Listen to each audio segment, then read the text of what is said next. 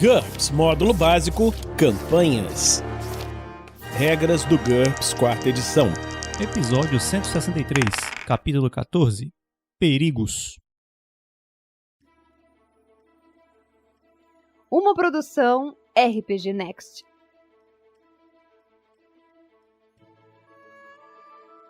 Fala galera, aqui é o Anderson. Infelizmente hoje estarei sozinho fazendo essa leitura a respeito dos perigos. Claro, já não bastasse o perigo de ter a cabeça arrancada em combate ou sangrar até a morte, mas vamos lá. Perigos. Além dos riscos comuns de combates com espadas, pistolas e mágicas, os aventureiros frequentemente lidam com outros perigos. Ácido. Os ácidos variam de muito fraco a muito fortes. Exemplo, ácidos clorídricos, perclorídrico, nítrico e sulfúrico. A maioria dos ácidos de laboratório só é nociva para os olhos, mas alguns ácidos mais fortes ou altamente concentrados podem queimar equipamentos e a carne. Para fins de regras, considere álcalis fortes como ácidos fortes. Se um ácido forte for espirrado contra uma vítima, ela sofre 1d-3 pontos de dano por corrosão. Se o ácido for espirrado no rosto, ele deve fazer um teste de HT para evitar dano aos olhos. Em caso de fracasso, ou se o ataque atingir diretamente os olhos, o dano é causado aos olhos. Use as regras de lesões incapacitantes, na página 420, como já foi visto, para verificar se ele ficou cego. Se isso aconteceu, a cegueira é permanente. Numa falha crítica, a cegueira permanente é certa. A vítima adquire a desvantagem cegueira, na página 125, como já foi lido. Se a vítima for imersa em ácido, ela sofre 1d-1 ponto de dano por corrosão por segundo. Se o seu rosto for imerso, ela também sofre dano nos olhos, como acima, a cada segundo. Se a vítima engolir ácido, ela sofre 3d pontos de dano à razão de 1 PV a cada 15 minutos. Um sucesso num teste de medicina ou benefício pode interromper a perda de PV. O tratamento requer 2d minutos. Se utilizado contra os pinos de uma fechadura ou contra objetos pequenos e vulneráveis, o ácido demora 3d minutos para corroer o objeto. Um pequeno frasco de ácido potente o bastante para produzir esse efeito é um item de NT3 que custa 10 moedas. Atribulações. Uma atribulação é um efeito nocivo diferente de uma lesão direta da fadiga, normalmente resultado de um ataque, perigo, enfermidade, mágica ou toxina. Na maioria dos casos, a vítima tem direito a um teste HT para resistir ao efeito e só sofre atribulação em caso de fracasso. A duração depende da causa. Consulte a descrição da doença, perigo, veneno, mágica ou arma em questão para maiores informações. Condições irritantes. Bêbado. O personagem está altamente intoxicado. -2 na DX e Q, e -4 nos testes de autocontrole, exceto para resistir à covardia. Um personagem bêbado também reduz seu nível de timidez em 2. De fato, eu não bebo, mas só o que tem é a gente ficando corajoso depois que bebe e perdendo a timidez, né? Inclusive eu uso muito isso de desculpa, mas enfim. Dor. O personagem sofre uma penalidade na DX e Q e nos testes de perícia e autocontrole. -2 para dor moderada, -4 para dor severa, -6 para dor terrível. A hipoalgia reduz essa penalidade pela metade, enquanto a hiperalgia as dobra. Embriagado. O personagem está ligeiramente intoxicado. -1 na DX e Q e -2 nos testes de autocontrole, exceto para resistir à covardia. Um personagem embriagado também reduz seu nível de timidez em 1. Espirro ou tosse. O personagem sofre uma penalidade de -3 na DX e de -1 na EQ e não pode usar furtividade. Imagina o cara tentando chegar por trás de você e espirra, tosse ali, já era. Euforia. O personagem recebe uma penalidade de -3 na DX e Q e nos testes de perícia e autocontrole. Nauseado. O personagem sofre uma penalidade de -2 em todos os atributos e testes de perícia e -1 nas defesas ativas. Além disso, ele sempre precisa fazer um teste contra HT depois de comer, ser exposto a cheiros podres, fracassar numa verificação de pânico ou ficar atordoado. E a cada hora em gravidade zero ou qualquer outra situação onde ele possa sofrer enjoo por estar em movimento. Se ele ingeriu uma refeição completa na última hora, sofre uma penalidade de -2 nesse teste. Remédios contra náusea conferem um bônus de +2. Em caso de fracasso, ele vomita durante 25 menos HT segundos. Trate como ânsia, que vamos ver a seguir. Sonolento. O personagem está à beira de cair de um sono e precisa fazer um teste de vontade a cada 2 horas que estiver inativo. Em caso de fracasso, ele adormece, dormindo até ser acordado ou até completar um período inteiro de sono. Em caso de sucesso, o personagem se mantém acordado, mas sofre uma penalidade de -2 nos testes de DX e Q e de autocontrole. Condições incapacitantes. Todas as atribulações abaixo impedem o personagem de tomar ações voluntárias pelo período de sua duração. Além de outros efeitos, o personagem estará efetivamente atordoado. -4 em todas as defesas ativas. Em combate, ele sempre deve fazer nada em seu turno. Se uma atribulação permitir que o personagem caia, ele pode sentar, ajoelhar, deitar e etc. Se estava em pé, ou pode deitar se estava ajoelhado ou sentado. Se ela o permitir cambalear, ele pode se abaixar, mudar de direção, dar um passo ou engatinhar 1 metro. Seja como for, ele ainda está efetivamente atordoado.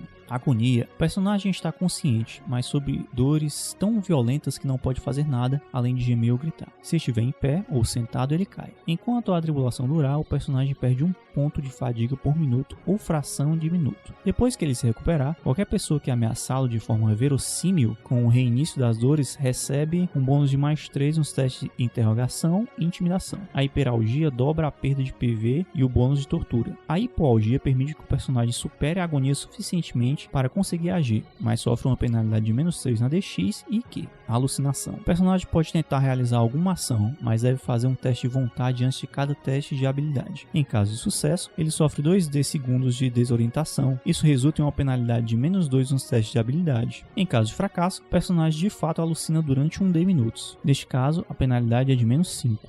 O mestre está livre para especificar os detalhes das alucinações, que não precisam ser necessariamente visuais. Numa falha crítica, o personagem fica num estado desvairado durante 3D minutos e pode vir a fazer qualquer coisa. O mestre joga 3D e quanto maior o resultado, mais perigosas as ações.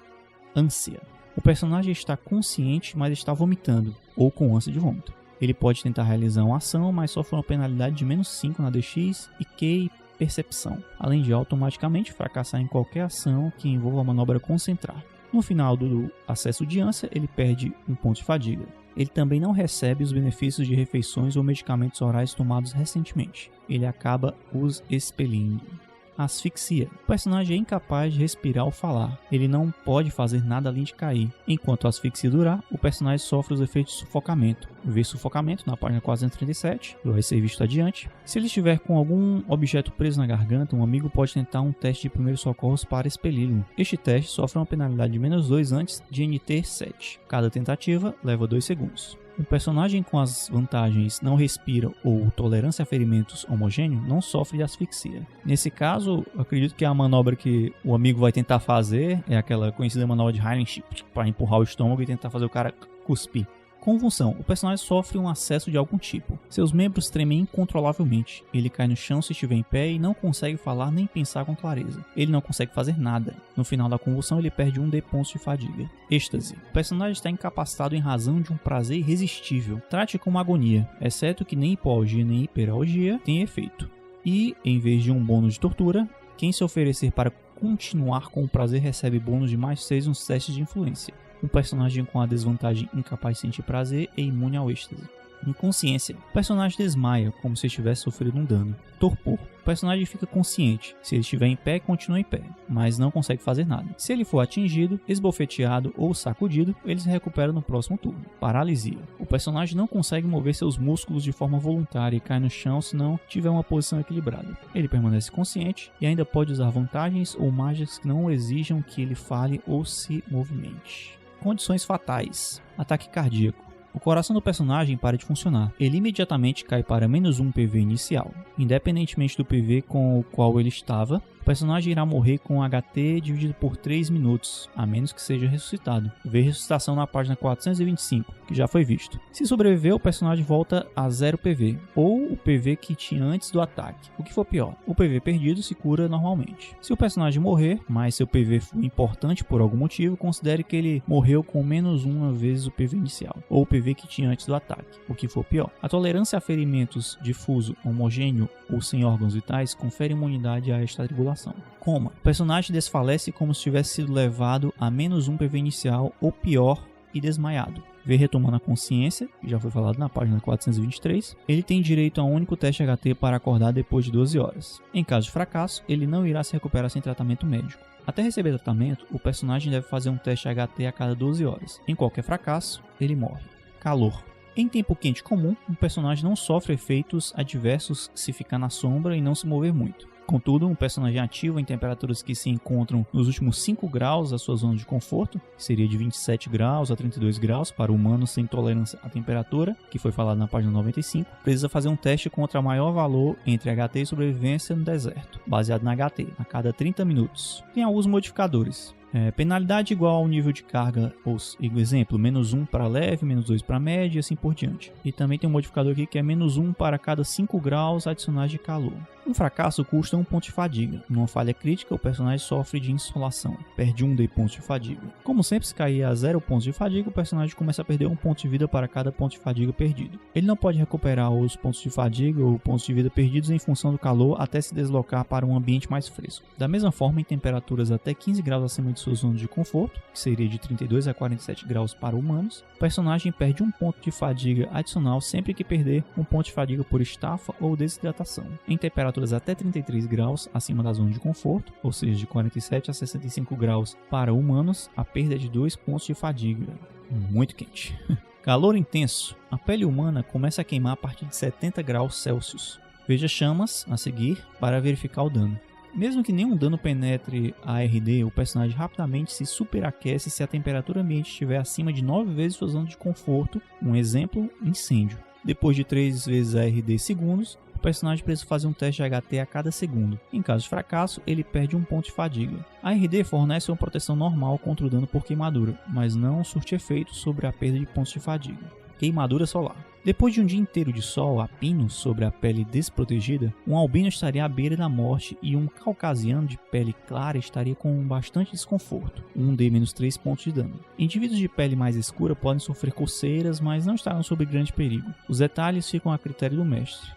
Armadura. As armaduras evitam queimaduras solares e concedem um RD total contra qualquer dano por queimadura, mas somente uma armadura que confere tolerância à temperatura por meio de isolamento ou de um sistema de resfriamento pode evitar a perda de pontos de fadiga devido ao calor. Essa é uma característica padrão em trajes de combate e armaduras de guerra de NT 9 ou mais. Essa questão do calor é muito importante se você estiver querendo fazer uma aventura no estilo Largados e Pelados, alguma coisa relacionada à sobrevivência, porque aí você tem que forçar os jogadores a pensarem numa coisa para evitar realmente o calor, evitar pegar o sol diretamente e outras condições que podem levar à exaustão, de fato, só pelo abafamento ou calor.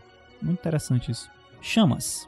A exposição ao fogo causa dano por queimadura. Veja modificadores de ferimentos e lesão na página 379 e pontos de impacto na página 398, que já foi visto, para obter informações sobre os efeitos dos ferimentos. Abaixo seguem algumas regras especiais adicionais. Fontes de fogo. Os aventureiros muitas vezes se deparam com óleo em chamas, vê coquetéis Molotov e frascos de óleo na página 410, armas de alta tecnologia, ataques naturais e mágicas de combate.